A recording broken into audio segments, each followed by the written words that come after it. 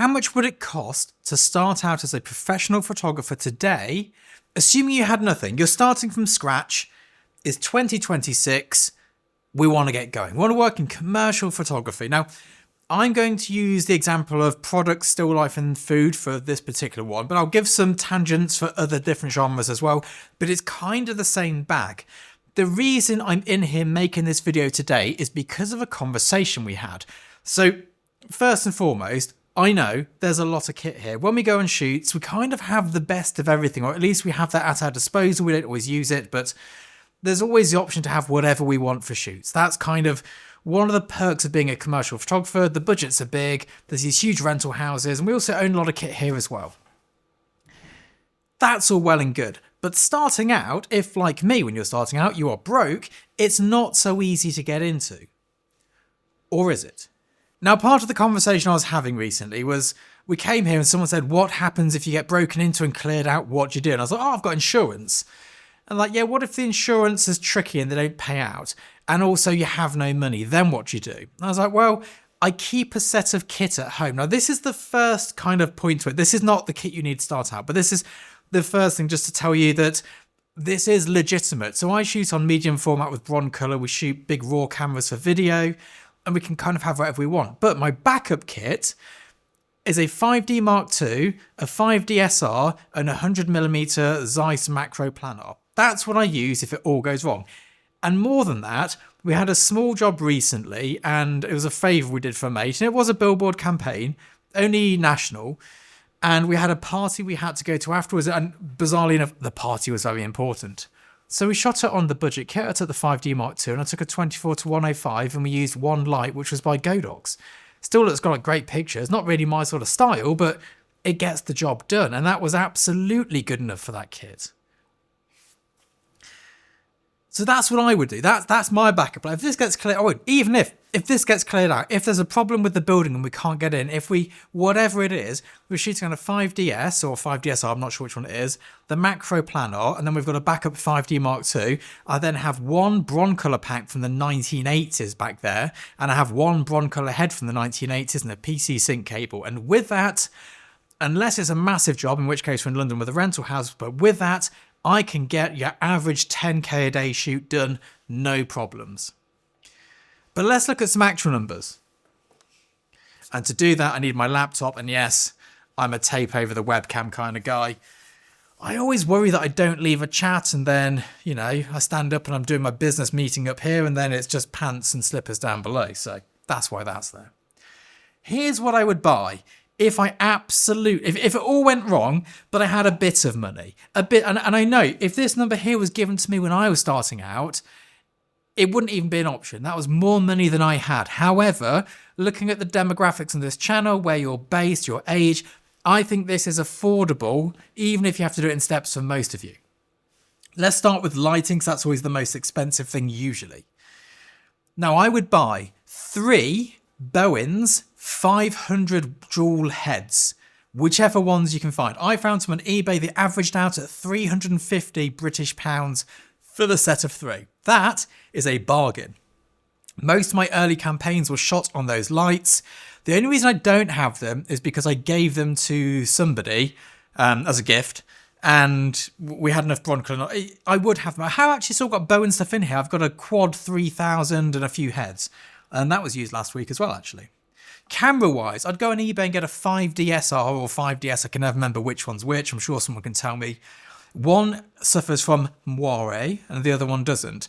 I've got both, or had both over the years. I've never suffered from moire. This camera, on the other hand, this Blackmagic 6K, is a moire beast. It really suffers with it. It's the only downside to it.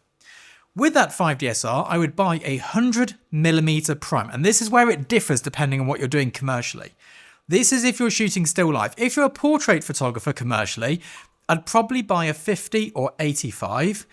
And if I was a sort of action photographer commercially, sports lifestyle, 24-105. Actually, 24-105, unless you do product and still life, then buy the 100 macro. But they're all about the same price, for £150. I still use the 24-105 Sigma Art f4 lens today. Like I said, we shot that campaign with it. we shoot loads of behind the scenes on it, and for studio access we do loads because the Canon cameras just tether so much better than the Fuji GFX. I'd then buy this laptop here. This is a 13-inch, 16 gig of RAM MacBook Pro M1. This is good enough. It's not what we use for shoots anymore, but up until midway through last year, we were shooting into this with 100 megapixel RAW files. I was editing 6K B-RAW on this. We had to make proxies for fancy grades, but it was good enough for YouTube. You can get one of these secondhand for £300. Before, 5 years ago, 10 years ago, a second-hand computer that was good enough for what we did was a couple of grand. Now it's £300. It's better than ever. I would buy 3 brand new C-stands off the eBay. Someone's made some slightly cheaper ones than the newer ones. You can get 3 of them for just under £300, including delivery. Modifiers. This is where personal choice comes in. You're going to want some reflectors and some softboxes, or if you're a portrait photographer, maybe an octabox. I would buy these from Godox, or if you're in the UK, it's Pixapro, but it's Godox. Spend £300. That is more than enough to get what you need. Some reflectors, some grids, some softboxes. That's pretty much everything. Don't cheap out on this. Go and buy a £100 tether cable. Buy the best tether cable you can afford. You will thank me later. Cheap tether cables, yes, they do work, but then they do stop working. 30 quid on sandbags. That'd be a good purchase, wouldn't it? Make sure your C-stands don't fall over. Get some sandbags. £25 on a website. You're going to need this. This is probably going to be the most important thing you have because social media is free to sign up to. £200 on a used camera bag. Personally, I like 2 different brands. I like Pelly cases because you can just launch them, and I like Think Tank bags because the build quality is nice and they don't look like expensive camera bags. So if you're shooting on location, maybe a Think Tank. If you're a studio person like me going from place to place, I think Pelly cases are pretty darn good. They just look very nickable. And the last thing I'd recommend is a tripod. I use, I'm reading it down here, a Manfrotto 058B. I've got 3 of these. They're brilliant. You buy them secondhand. They weigh a ton. They're just great tripods. You can't get much better for the money. You can only get them used. Buy whatever tripod head you like. I think a junior geared Manfrotto is probably the best bang for buck. And you can get all of that for 150 quid if you shop around, maybe 200. So how much is it going to cost us? We're looking at £2,555, and that will get you camera equipment good enough to shoot what I do for work. And you're going, well, Scott, why don't you use that kit for work and make a bigger profit margin? Well, it will get you to the point where you're getting booked for it. Once you get booked, go rent the Broncolor kit at the studio, because when they're paying you 60k a day for a shoot, you can afford to rent it. Broncolor kit is cheap to rent. A Score pack is 50 quid, a head's £20, reflectors £5. You do need to have a bit of credit though, because a lot of these places, if they don't know who you are, they will ask for a rather large deposit. A lot of photographers I know have a credit card just for deposits. That's all you need. You're going to need insurance depending on where you're based. My insurance is something nuts like £30 a year, which I just don't understand for like indemnity. I wouldn't insure that kit.